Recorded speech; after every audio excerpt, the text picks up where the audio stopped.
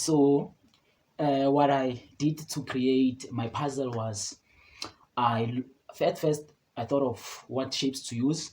Now I've decided to use a rectangle. This shape was a rectangle.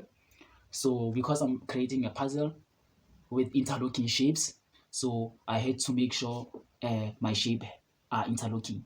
So for me to get an interlocking shape, I made a hole here so that I can connect this together, these two, and then this is a triangle, and then to make it an interlocking shape, I open a hole here so that this can connect with this, and this is another triangle. I connected this with this, and then this was a trapezium. Sides are not equal. I connected it with this one, and this is a little bit of a kite. So I connected it with this one, and this with this one, and also this one with this one. So this is my final or final result of my product. So what I've learned here is to be a critical thinker.